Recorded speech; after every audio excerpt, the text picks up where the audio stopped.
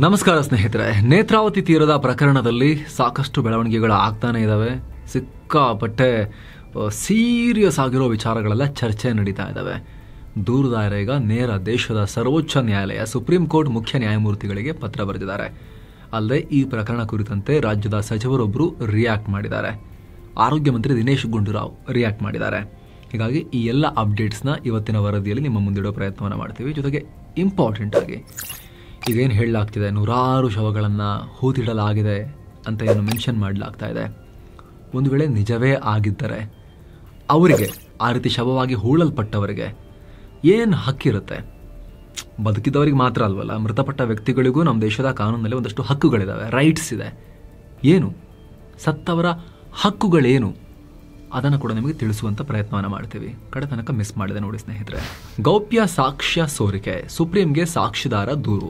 ನೇತ್ರಾವತಿ ತೀರದಲ್ಲಿ 100 ಶವ ಹೂತು ಹಾಕಿದ್ದೀನಿ ಅಂತ ಆರೋಪ ಮಾಡಿರೋ ದೂರುದಾರ ಈಗ ಪೊಲೀಸರ ವಿರುದ್ಧ ಸುಪ್ರೀಂ ಕೋರ್ಟ್ ಮುಖ್ಯ ನ್ಯಾಯಮೂರ್ತಿಗಳಿಗೆ ಪತ್ರ ಬರೆದಿದ್ದಾರೆ. ಕರ್ನಾಟಕ ಪೊಲೀಸರ ವಿರುದ್ಧ. ಅಗೇನ್ ದೂರುದಾರ ಅಲ್ಲ, ದೂರುದಾರನ ಪರ ವಕೀಲರು ಪತ್ರ ಬರೆದಿದ್ದಾರೆ. ಪೊಲೀಸರು ಕಾಂಪ್ರಮೈಸ್ ಆಗಿದ್ದಾರೆ, ರಾಜಿ ಆಗಿದ್ದಾರೆ ಅಂತ ಆರೋಪಿಸಿದ್ದಾರೆ. ಏನು ಹೇಳಿದ್ದಾರೆ ಅಂದರೆ, ಜುಲೈ 14ನೇ ತಾರೀಕು ಪೊಲೀಸರಿಗೆ ಗೌಪ್ಯ ಹೇಳಿಕೆಯನ್ನು ಕೊಟ್ಟಿದ್ದು ನಾವು. ಅದರಲ್ಲಿ ಕೆಲ ನಿರ್ದಿಷ್ಟ ಮಾಹಿತಿಯನ್ನು ಬಹಿರಂಗಪಡಿಸಿಬಿಟ್ಟಿದ್ದಾರೆ.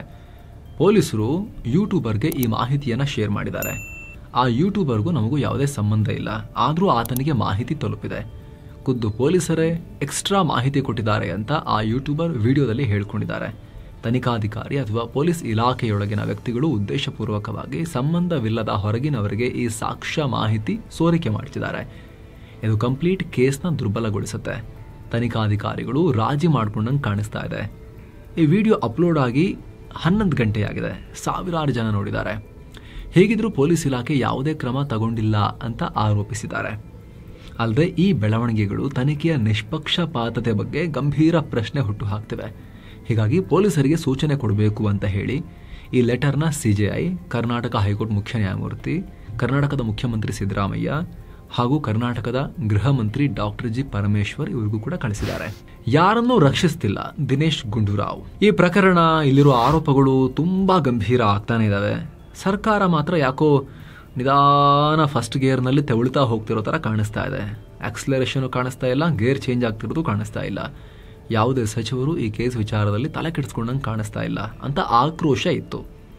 ಕೊನೆಗೂ ರಾಜ್ಯದ ಕರ್ನಾಟಕದ ಸಿದ್ದರಾಮಯ್ಯ ಸರ್ಕಾರದ ಪ್ರಮುಖ ಸಚಿವ ದಿನೇಶ್ ಗುಂಡೂರಾವ್ ಇವರು ದಕ್ಷಿಣ ಕನ್ನಡ ಜಿಲ್ಲಾ ಉಸ್ತುವಾರಿ ಮಂತ್ರಿ ಕೂಡ ಹೌದು. ಹಾಗಾಗಿ ಇವ್ರ ಹೇಳಿಕೆ ಇಂಪಾರ್ಟೆಂಟ್ ಆಗುತ್ತೆ. ರಿಯಾಕ್ಟ್ ಮಾಡಿದ್ದಾರೆ. ದಕ್ಷಿಣ ಕನ್ನಡ ಪೊಲೀಸರಿಗೆ ಏನೇ ಇರಲಿ ಸತ್ಯ ತಿಳಿದುಕೊಳ್ಳಿ ಅಂತ ಹೇಳಿ ನಾವು ಹೇಳಿದ್ದೀವಿ, ತನಿಖೆ ಮಾಡಿ ಪತ್ತೆ ಹಚ್ಚಿ ಅಂತ ಹೇಳಿದ್ದೀವಿ.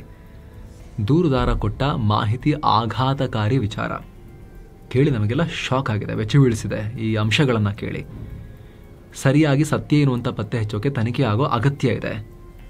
ಸಾಕ್ಷಿ ಹೇಳ್ತಿರೋದೇನಾದರೂ ಸತ್ಯ ಆಗಿದ್ದಿದ್ರೆ ಖಂಡಿತವಾಗಿಯೂ ಗಂಭೀರ ಪರಿಣಾಮ ಇದೆ ಇದರಲ್ಲಿ.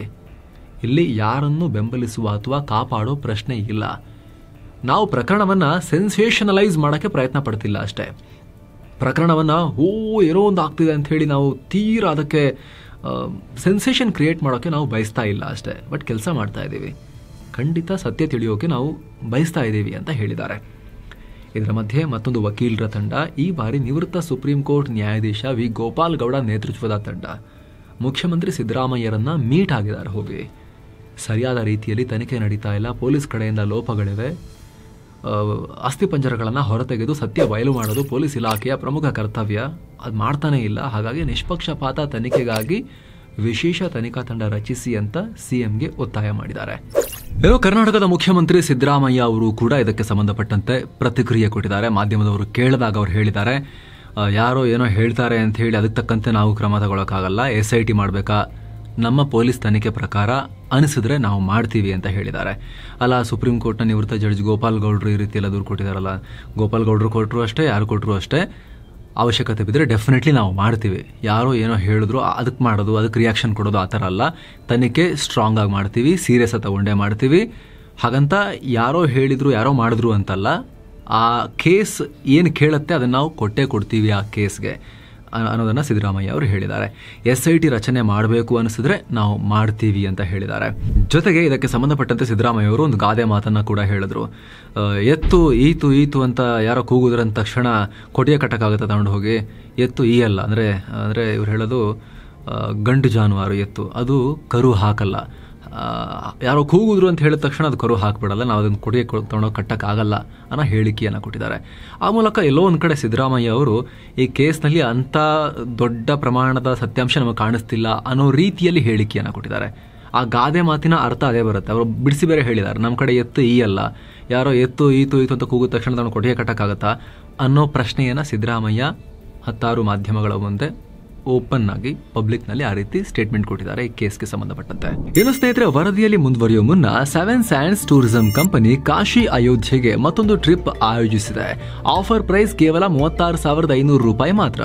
Kashi, Ayodhya, Triveni Sangam, Gaya, Bodh Gaya 4 night 5 days trip ಇದು.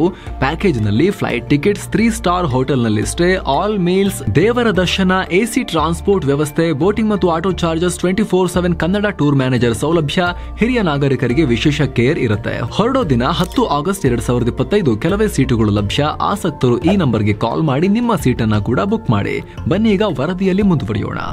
ಸ್ನೇಹಿತರೆ, ಇಲ್ಲಿ ವಕೀಲ ತಂಡಗಳ ಅಜೆಂಡಾ, ಉದ್ದೇಶ ಏನೇ ಇರ್ಬೋದು, ಆದ್ರೆ ಅವರು ಹೇಳ್ತಿರೋ ವಿಚಾರಗಳಲ್ಲಿ ಒಂದಷ್ಟು ಪಾಯಿಂಟ್ಸ್ ಇದೆ. ಶವ ಹೂಳಲಾಗಿದೆ ಅಂತ ಹೇಳಿ ಆ ವ್ಯಕ್ತಿ ಏನು ಆರೋಪ ಮಾಡಿದ್ದಾರೆ, ಆ ಜಾಗವನ್ನ ತೆಗೆದು ನೋಡ್ಬೇಕಲ್ಲ, ಹೇಳ್ತಿರೋದು ನಿಜಾನ ಸುಳ್ಳ ಅಂತ ನೋಡ್ಬೇಕಲ್ಲ. ಗೊತ್ತಾಗೋದು ಯಾವಾಗ ನಿಜಾನ ಸುಳ್ಳು ಅಂತ ಹೇಳಿ? ತೆಗೆದು ನೋಡಿದ್ಮೇಲೆ ಗೊತ್ತಾಗೋದು. ಬರೀ ಮಣ್ಣು ಸಿಕ್ತು, ಏನು ಸಿಕ್ಕಿಲ್ಲ ಅಂತ ಹೇಳಿದ್ರೆ ಸುಳ್ಳು ಹೇಳ್ತಿದ್ದಾರೆ ಅಂತ. 106 ಅಸ್ಥಿಪಂಜರಗಳು ಸಿಕ್ಕಿದ್ರೆ ಹೂತು ಹಾಕಿರೋದು ನಿಜ ಅಂತ ಪ್ರೂವ್ ಆಗುತ್ತೆ. ಅದಾದ್ಮೇಲೆ ಪತ್ತೆ ಹಚ್ಚಬೇಕು, ಯಾರ್ದದು ಅಸ್ಥಿಪಂಜರ, ಯಾವಾಗ ಹಾಕಿದ್ದು, ಯಾವ ಟೈಮಲ್ಲಿ, ಏನು, ಯಾರನ್ನ ಪತ್ತೆ ಆಗಿದ್ರು ಆ ಟೈಮ್ನಲ್ಲಿ ಎಲ್ಲ ಪತ್ತೆ ಹಚ್ಚಿ ತನಿಖೆ ಆಗಬೇಕು. ಒಂದು ವೇಳೆ ನಿಜವೇ ಆಗಿ ಅಷ್ಟೆಲ್ಲ ಅಸ್ಥಿಪಂಜರ ಸಿಕ್ಕಿ ಅದು ಇಂತಿಂಥ ವ್ಯಕ್ತಿಗಳ ಕೃತ್ಯ ಅಂತೇಳಿ ಸಾಬೀತಾದರೆ ಅಂಥ ಮಹಾನ್ ರಾಕ್ಷಸರು ಯಾರೂ ಇರ್ಲಿಕ್ಕೆ ಸಾಧ್ಯ ಇಲ್ಲ ಭೂಮಿ ಮೇಲೆ. ಇಂಟರ್ನ್ಯಾಷನಲ್ ವಿಚಾರ ಇದು. ಬರೀ ಆ ಒಂದು ನೇತ್ರಾವತಿ ತೀರದ ವಿಚಾರ ಆಗಿರಲ್ಲ, ಅಥವಾ ಕರ್ನಾಟಕದ ವಿಚಾರ ಆಗಿರಲ್ಲ, ದೇಶದ ವಿಚಾರ ಆಗಿರಲ್ಲ, ಅಂತಾರಾಷ್ಟ್ರೀಯ ಮಟ್ಟದಲ್ಲಿ ಇದು ಚರ್ಚೆ ಆಗುತ್ತೆ ಅಂಥ ವಿಚಾರ ಇದು. ಈ ಮಾಡ್ತಿರೋ ಆರೋಪಗಳಲ್ಲಿ ಸತ್ಯಾಂಶ ಇದ್ರೆ. ಆ ಕಾರಣಕ್ಕಾಗಿ ಈ ರೀತಿ ದೂರು ಬಂದ ತಕ್ಷಣ ಆ ದೂರುದಾರ ವಕೀಲ ಮತ್ತೆ ಆ ದೂರುದಾರನನ್ನು ಕರ್ಕೊಂಡು ಹೋಗಿ ಯಾವ ಜಾಗ ಅಂತ ಕೇಳಿ ಆ ಜಾಗವನ್ನು ಸೆಕ್ಯೂರ್ ಮಾಡಬೇಕಲ್ವಾ, ಆ ಜಾಗವನ್ನು ಕಾವಲು ಕಾಯಬೇಕಲ್ವಾ, ಕ್ರೈಮ್ ಸೀನನ್ನು ಪ್ರಿಸರ್ವ್ ಮಾಡಬೇಕಲ್ವಾ. CRPC, BNSS ಪ್ರೊಸೀಜರ್ಗಳು ಇದನ್ನೇ ಹೇಳ್ತವೆ.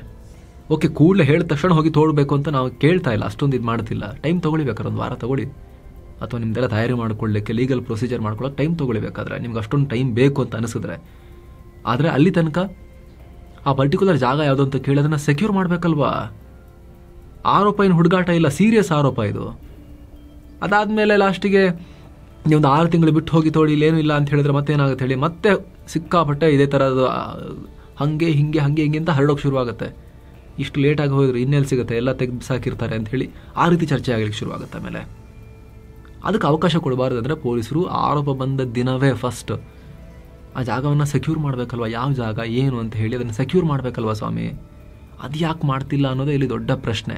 ಜೊತೆಗೆ ನಿಮಗೆ ಆರಂಭದಲ್ಲೇ ಹೇಳಿದ್ವಿ, ಸತ್ತವ್ರಿಗೂ ಕೂಡ ಹಕ್ಕುಗಳಿರ್ತವೆ ಅಂಥೇಳಿ, ರೈಟ್ಸ್ ಇರುತ್ತೆ ಅವರಿಗೆ. ಅವ್ರು ಸತ್ತೋಗಿರ್ಬೋದು, ಅವ್ರು ಇಲ್ಲದೇ ಇರ್ಬೋದು. ಈಗ ಯಾವುದೇ ವ್ಯಕ್ತಿ ಇಲ್ಲಿ ಹಾಕಿದ್ದಾರೆ ಅಂತ ನಾವೇ ಹೇಳ್ತಾ ಇಲ್ಲ, ಅದು ನೋಡೋಣ, ತೆಗೆದಾಗ ಗೊತ್ತಾಗುತ್ತೆ ಅಲ್ಲಿ ಇರೋದು ಹೌದಾ ಇಲ್ವಾ ಅಂಥೇಳಿ. ಜನರಲ್ ಆಗಿ ಯಾವುದೇ ವ್ಯಕ್ತಿ ಸತ್ತೋದ್ರೂ ಕೂಡ ಸತ್ತು ಹೋದ್ಮೇಲೂ ಆ ವ್ಯಕ್ತಿಗೆ ಹಕ್ಕುಗಳಿರುತ್ತೆ, ರೈಟ್ಸ್ ಇರುತ್ತೆ. ಆ ದೃಷ್ಟಿಯಿಂದಲೂ ಕೂಡ ತೆಗೆದು ನೋಡಬೇಕಾಗಿರೋದು, ಕನ್ಫರ್ಮ್ ಮಾಡ್ಕೋಬೇಕಾಗಿರೋದು ಮೊದಲ ಕೆಲಸ ಪೊಲೀಸರದು. ಘನತೆಯುಳ್ಳ ಅಂತಿಮ ಸಂಸ್ಕಾರ. ಸ್ನೇಹಿತರೆ, ಮೃತಪಟ್ಟ ದೇಹಕ್ಕೆ ಗೌರವಪೂರ್ವಕವಾಗಿ ಅಂತಿಮ ಸಂಸ್ಕಾರವನ್ನ ಪಡೆಯುವ ಹಕ್ಕಿರುತ್ತೆ. ನಮ್ಮ ಸಂವಿಧಾನದಲ್ಲಿ ಪ್ರತ್ಯೇಕವಾಗಿ ಮೆನ್ಷನ್ ಮಾಡಿಲ್ಲ, ಆದರೆ ಆರ್ಟಿಕಲ್ 21ರ ಹಕ್ಕನ್ನ ಮೃತ ವ್ಯಕ್ತಿಗಳಿಗೂ ವಿಸ್ತರಿಸಲಾಗಿದೆ. ಆರ್ಟಿಕಲ್ 21ರಲ್ಲಿ ಏನ್ ಹೇಳಲಾಗಿದೆ ಅಂತ ಹೇಳಿದ್ರೆ, ಯಾವುದೇ ವ್ಯಕ್ತಿ ಘನತೆಯಿಂದ ಬದುಕುವ ಹಕ್ಕು ಹಾಗೂ ಫೇರ್ ಟ್ರೀಟ್ಮೆಂಟ್, ನ್ಯಾಯಯುತವಾಗಿ ನಡೆಸಿಕೊಳ್ಳುವ ಹಕ್ಕನ್ನ ಹೊಂದಿರ್ತಾರೆ. ಇಲ್ಲಿ ಘನತೆ ಮತ್ತು ಫೇರ್ ಟ್ರೀಟ್ಮೆಂಟ್ ಹಕ್ಕನ್ನ ಮೃತದೇಹಗಳಿಗೂ ಎಕ್ಸ್ಟೆಂಡ್ ಮಾಡಲಾಗಿದೆ. ಹಲವಾರು ಬಾರಿ ಸುಪ್ರೀಂ ಕೋರ್ಟ್, ಹೈಕೋರ್ಟ್ಗಳು ಇದನ್ನ ಸಾರಿ ಹೇಳಿವೆ. 1995ರ Paramanand Katara versus union of India ಕೇಸ್ನಲ್ಲಿ ಸುಪ್ರೀಂ ಕೋರ್ಟ್ ಆರ್ಟಿಕಲ್ 21ರ ಅಡಿ ಬರೋ right to dignity and fair treatment ಕೇವಲ ಜೀವಂತ ವ್ಯಕ್ತಿಗಷ್ಟೇ ಅಲ್ಲ, ಆತ ಮೃತಪಟ್ಟ ನಂತರ ಆತನ ಮೃತದೇಹಕ್ಕೂ ಇರುತ್ತೆ ಹಕ್ಕು ಅಂತ ಹೇಳಿದೆ. ಸೊ ಈ ಹಕ್ಕಿನ ಪ್ರಕಾರ ಯಾವುದೇ ಮೃತದೇಹ ಗೌರವಪೂರ್ವಕವಾಗಿ ಆ ವ್ಯಕ್ತಿಯ ನಂಬಿಕೆ ಆಚರಣೆಗಳಿಗೆ ಅನುಗುಣವಾಗಿ ವಿಧಿವಿಧಾನಗಳೊಂದಿಗೆ ಅಂತಿಮ ಸಂಸ್ಕಾರ ಪಡೆಯುವ ಹಕ್ಕನ್ನು ಹೊಂದಿರುತ್ತೆ. ಭಾರತ ಫಾಲೋ ಮಾಡೋ ಹ್ಯೂಮನ್ ರೈಟ್ಸ್ ಚಾರ್ಟರ್ನ 1ನೇ ಆರ್ಟಿಕಲ್ನಲ್ಲೂ ಕೂಡ ಈ ವಿಚಾರವನ್ನು ಮೆನ್ಷನ್ ಮಾಡಲಾಗಿದೆ. ಗೌರವಪೂರ್ವಕವಾಗಿ ಅಂತಿಮ ಸಂಸ್ಕಾರ ನಡೆಸುವುದು ಸರ್ಕಾರದ ಕರ್ತವ್ಯ ಅಂತ ಹೇಳಲಾಗಿದೆ. ಯಾರೂ ಮಾಡಿಲ್ಲ ಅಂದರೂ ಸರ್ಕಾರ ತನ್ನ ಖರ್ಚಲ್ಲಾದರೂ ಮಾಡಬೇಕು. ಆದರೆ ನೇತ್ರಾವತಿ ತೀರದ ಪ್ರಕರಣದಲ್ಲಿ ಇನ್ನೂ ಅದು ಕಾಣಿಸ್ತಾ ಇಲ್ಲ. ಸಾಕ್ಷಿದಾರನ ದೂರಿನ ಪ್ರಕಾರ ಹೋದರೆ ಏನು, ಮೃತದೇಹಗಳನ್ನು ತರಾತುರಿಯಲ್ಲಿ ಗುಂಡಿ ತೋಡಿ ಅಪರಾಧವನ್ನು ಮುಚ್ಚಿಡೋಕ್ಕೋಸ್ಕರ ಅದನ್ನು ಮಣ್ಣಡಿ ಮಾಡಲಾಗಿದೆ. ಎಷ್ಟೋ ಸಲ ಅವುಗಳ ಮೇಲೆ ಸರಿಯಾದ ಬಟ್ಟೆ ಕೂಡ ಇರಲಿಲ್ಲ. ಅಷ್ಟು ಹೀನಾಯ ಪರಿಸ್ಥಿತಿಲಿದ್ವು ಅಂತಿಮ ಸಂಸ್ಕಾರಕ್ಕಿಂತ ಮುಂಚೆ ಅಥವಾ ಹುಗಿದು ಹಾಕೋಕ್ಕಿಂತ ಮುಂಚೆ ಅಂತ ದೂರಿನಲ್ಲಿ ಈ ದೂರುದಾರ ಆರೋಪ ಮಾಡಿರೋದು. ಇನ್ನು ಗೌರವಯುತವಾಗಿ ಸಾಯುವ ಹಕ್ಕು, ಇದು ಕೂಡ ತುಂಬ ಮುಖ್ಯ. ಯಾವುದೇ ವ್ಯಕ್ತಿಗೆ ಗೌರವಯುತವಾಗಿ ಸಾಯುವ ಹಕ್ಕಿರುತ್ತೆ. ಇದರ ಅರ್ಥ ಸಾಯೋ ಹಕ್ಕಿರುತ್ತೆ ಅಂತಲ್ಲ, ಸಾಯೋ ಸಂದರ್ಭದಲ್ಲಿ ಘನತೆಯಿಂದ ಪ್ರಾಣ ಬಿಡೋ ಆಪ್ಷನ್ ಇರುತ್ತೆ. 2018ರ common cause versus union of India ಪ್ರಕರಣದಲ್ಲಿ ಇದನ್ನು ಉಲ್ಲೇಖಿಸಲಾಗಿದೆ. ರೈಟ್ ಟು ಲೈಫ್ನಲ್ಲಿ ಘನತೆಯಿಂದ ಸಾಯುವ ಹಕ್ಕು ಕೂಡ ಇನ್ಕ್ಲೂಡ್ ಆಗಿರುತ್ತೆ ಅಂತ ಸುಪ್ರೀಂ ಕೋರ್ಟ್ ಹೇಳಿದೆ. ದೇಹ ವಿರೂಪಗೊಳಿಸುವಂತಿಲ್ಲ. IPC ಸೆಕ್ಷನ್ 297ರ ಪ್ರಕಾರ ಅಥವಾ ಹೊಸ BNSನ ಸೆಕ್ಷನ್ 301ರ ಪ್ರಕಾರ ಯಾವುದೇ ಮೃತದೇಹವನ್ನು ಅಪಮಾನಿಸುವ ಹಾಗಿಲ್ಲ. ಎಸ್, ಬದುಕಿರೋರಿಗೆ ಮಾತ್ರ ಮಾನ ಇರೋದಲ್ಲ, ಮೃತದೇಹಕ್ಕೂ ಕೂಡ ಮಾನ ಇರುತ್ತೆ. ಅದಕ್ಕೆ ಅಪಮಾನ ಮಾಡೋ ಹಾಗಿಲ್ಲ. ಗೌರವಯುತವಾಗಿ ಟ್ರೀಟ್ ಮಾಡಬೇಕು, ಅದನ್ನು ವಿರೂಪಗೊಳಿಸಬಾರ್ದು. IPC ಸೆಕ್ಷನ್ 499 ಅಥವಾ ಈಗಿನ BNS ಸೆಕ್ಷನ್ 356 ಪ್ರಕಾರ ಮೃತದೇಹಕ್ಕೆ ನಿಂದನೆ ಮಾಡೋ ಹಾಗೂನೂ ಇಲ್ಲ. ಅಂಗಾಂಗ ರಕ್ಷಣೆ, 1994ರ ಅಂಗಾಂಗ ಕಸಿ ಕಾಯ್ದೆ ಪ್ರಕಾರ ಯಾವುದೇ ವ್ಯಕ್ತಿ ತನ್ನ ಮೃತದೇಹ ರಕ್ಷಣೆ ಮಾಡಿಕೊಳ್ಳೋ ಹಕ್ಕನ್ನು ಹೊಂದಿರ್ತಾರೆ. ವ್ಯಕ್ತಿ ತನ್ನ ಮೃತದೇಹ ತಾನು ಸತ್ತ ಬಳಿಕ ತನ್ನ ಮೃತದೇಹವನ್ನು ಪ್ರೊಟೆಕ್ಟ್ ಮಾಡ್ಕೊಳ್ಳೋ ಹಕ್ಕನ್ನು ಹೊಂದಿರ್ತಾರೆ. ರಕ್ಷಣೆ ಅಂತ ಹೇಳಿದ್ರೆ ಏನು, ಆ ವ್ಯಕ್ತಿಯ ಒಪ್ಪಿಗೆ ಇಲ್ಲದೆ ಅಥವಾ ಮೃತಪಟ್ಟ ನಂತರ ತನ್ನ ಫ್ಯಾಮಿಲಿಯವರ ಒಪ್ಪಿಗೆ ಇಲ್ಲದೆ ಯಾವುದೇ ಅಂಗಾಂಗಗಳನ್ನು ಹೊರತೆಗೆದು ವಿರೂಪ ಮಾಡೋ ಹಾಗಿಲ್ಲ. ಹೀಗೆ ಅನೇಕ ಕೇಸ್ಗಳಲ್ಲಿ ಕಾನೂನುಗಳಲ್ಲಿ ಮೃತದೇಹಗಳಿಗೂ ಕೂಡ ಕೆಲ ಹಕ್ಕಿರುತ್ತೆ ಅಂತ ಹೇಳಿದ್ದಾರೆ. ಆದರೆ ನೇತ್ರಾವತಿ ತೀರದ ಪ್ರಕರಣದಲ್ಲಿ ಆತನ ದೂರು ನಿಜ ಆಗಿದ್ರೆ ಇದೆಲ್ಲ ಫಾಲೋ ಆಗಿದೆಯಾ, ಈ ಹಕ್ಕುಗಳ ವೈಲೇಷನ್ ಆಗಿದೆಯಾ, ಅದು ತನಿಖೆಯಾಗಿ ಪತ್ತೆ ಆಗಬೇಕು, ವಿಚಾರ ಹೊರಗೆ ಬರಬೇಕು. ತನಿಖಾಧಿಕಾರಿಗಳು ದೂರಿನ ಸತ್ಯಾಸತ್ಯತೆ ತಿಳಿಯೋಕ್ಕೂ ಮೊದಲು ಆ ಜಾಗಗಳನ್ನು ರಕ್ಷಿಸಬೇಕು ಫಸ್ಟ್ಗೆ. ಅದಾದಮೇಲೆ ಇವ್ರು ರೆಡಿ ಆದಮೇಲೆ ಅದನ್ನು ಅಗದು ನೋಡಬೇಕು ವಿಡಿಯೋ ರೆಕಾರ್ಡಿಂಗ್ ಸಮೇತ. ಒಂದು ವೇಳೆ ಆರೋಪದಂತೆ 100 ಶವಗಳು ಸಿಕ್ಕರೆ, ಅಸ್ಥಿಪಂಜರಗಳು ಸಿಕ್ಕರೆ, ಈ ಮೇಲೆ ಹೇಳಿದ ಎಲ್ಲ ಹಕ್ಕುಗಳು ಕೂಡ ಅಪರಾಧ ಆಗಿರೋದು ಮಾತ್ರ ಅಲ್ಲ, ಅಪರಾಧದ ಬಳಿಕ ಆ ಮೃತಪಟ್ಟವರ ಹಕ್ಕುಗಳನ್ನು ಕೂಡ ಉಲ್ಲಂಘನೆ ಮಾಡ್ದಂಗೆ ಆಗಿರುತ್ತೆ. ಹೀಗಾಗಿ ಸರ್ಕಾರ ಮೊದಲು ಆ ಮೃತದೇಹಗಳಿಗೆ ನ್ಯಾಯ ಕೊಡಿಸೋ ಕೆಲಸವನ್ನು ಮಾಡಬೇಕು. ದೂರುದಾರ ತಲೆಮರೆಸಿಕೊಳ್ಳಬಹುದು ಅಂತ ಅನುಮಾನ ವ್ಯಕ್ತಪಡಿಸಿರೋ ಪೊಲೀಸ್ ಇಲಾಖೆ ಆರೋಪಿಗಳು ಸಾಕ್ಷ್ಯನಾಶ ಮಾಡಬಹುದಲ್ಲ ಒಂದು ವೇಳೆ ನಿಜ ಆಗಿದ್ರೆ. ಇಷ್ಟೊಂದು ಗ್ಯಾಪ್ ಕೊಟ್ಟು ಯಾರೂ ಹೋಗಿ ನೋಡಿಲ್ಲ ಅಂತ ಹೇಳಿದ್ರೆ ಅದನ್ನೆಲ್ಲ ಅಗದು ಬೇರೆ ಕಡೆ ಬಿಸಾಕೋ ಚಾನ್ಸಸ್ ಕೂಡ ಇರುತ್ತಲ್ಲ. ಆ ಆತಂಕನೂ ವ್ಯಕ್ತಪಡಿಸಬೇಕಲ್ಲ ಪೊಲೀಸರು ಮತ್ತು ಕರ್ನಾಟಕ ಪೊಲೀಸರು, ಕರ್ನಾಟಕ ಸರ್ಕಾರ. ಹೀಗಾಗಿ ಕರ್ನಾಟಕ ಸರ್ಕಾರ, ಕರ್ನಾಟಕ ಗೃಹ ಇಲಾಖೆ, ಕರ್ನಾಟಕ ಪೊಲೀಸರು, ದಕ್ಷಿಣ ಕನ್ನಡ ಜಿಲ್ಲಾಡಳಿತ ಇವರೆಲ್ಲರೂ ಕೂಡ ಮೊದಲು ಆ ಜಾಗವನ್ನು ಸೆಕ್ಯೂರ್ ಮಾಡಿದ್ದೀರಿ ಅನ್ನೋ ಗ್ಯಾರಂಟಿ ಕೊಡ್ತೀರಾ? ಆರೋಪ ಸಾಬೀತಾಗೋದು ಆಮೇಲಿನ ವಿಚಾರ. ಆರೋಪ ಬಂದಿರೋ ಜಾಗ ಏನಿದೆ, ಕ್ರೈಮ್ ಸೀನ್ ಏನಿದೆ, ಆ ವ್ಯಕ್ತಿಯನ್ನು ಕರ್ಕೊಂಡೋಗಿ, ವಕೀಲರನ್ನ ಕರ್ಕೊಂಡೋಗಿ ಯಾವ ಜಾಗ ಇದೆನಾ, ಸರಿ ಇದನ್ನು ಸೆಕ್ಯೂರ್ ಮಾಡ್ತೀವಿ ಅಂತ ಫಸ್ಟ್ ಸೆಕ್ಯೂರ್ ಮಾಡಿದ್ದೀರಾ, ಇದಕ್ಕೆ ಉತ್ತರ ಕೊಡಬೇಕು. ಇಲ್ಲ ಅಂತ ಹೇಳಿದ್ರೆ ಇವರು ಡಿಲೇ ಮಾಡಿದಷ್ಟು ಕೂಡ ಒಂದು ವೇಳೆ ಆಮೇಲೆ ಅಲ್ಲಿ ಏನೂ ಸಿಕ್ಕಿಲ್ಲ ಅಂದ್ರೂ ಕೂಡ ಅಗೇನ್ ಸಾವಿರ ಅನುಮಾನಗಳಿಗೆ ಮತ್ತೆ ಆಪ್ಷನ್ ಓಪನ್ ಆಗುತ್ತೆ. ಇಷ್ಟು ದಿನ ಆಯಿತು ಎಲ್ಲ ತಗೊಂಡು ಹೋಗಿದ್ದಾರೆ ಅಂತ ಹೇಳಿ ಡೆಫಿನೆಟ್ಲಿ ಇದೇ ರೀತಿ ಇನ್ನೊಂದು ಹೊಸ ಆಯಾಮ ಬಂದುಬಿಡುತ್ತೆ ಈ ಪ್ರಕರಣಕ್ಕೆ. ಇದಕ್ಕೆ ಸಂಬಂಧಪಟ್ಟಂತೆ ಎಷ್ಟಾಗುತ್ತಷ್ಟು ಬೇಗ ಕ್ಲಾರಿಟಿಯನ್ನು ಕರ್ನಾಟಕ ಸರ್ಕಾರ, ಕರ್ನಾಟಕ ಪೊಲೀಸರು, ಗೃಹ ಮಂತ್ರಿ, ಗೃಹ ಇಲಾಖೆ, ದಕ್ಷಿಣ ಕನ್ನಡ ಜಿಲ್ಲಾಡಳಿತ, ಜಿಲ್ಲಾ ಉಸ್ತುವಾರಿ ಸಚಿವ ದಿನೇಶ್ ಗುಂಡೂರಾವ್ ಅವರು ಈ ವಿಚಾರದಲ್ಲಿ ಮೊದಲು ರಾಜ್ಯದ ಜನಕ್ಕೆ ಕ್ಲಾರಿಟಿ ಕೊಟ್ಬಿಡಿ. ರಾಜ್ಯದ ಜನ ತಲೆಗೆಡಿಸ್ಕೊಂಡ್ಬಿಟ್ಟಿದ್ದಾರೆ ವಿಚಾರದಲ್ಲಿ. ಏನು, ಯಾವುದು ನಿಜ, ಏನು ಕತೆ, ಏನು ನಡೀತಿದೆ ಅಂತ ಹೇಳಿ ಕ್ಲಾರಿಟಿ ಕೊಡಿ ಅವರಿಗೆ. Thank you so much. ಮತ್ತೆ ಭೇಟಿ ಆಗ್ತಿರೋಣ. ನಮಸ್ತೆ.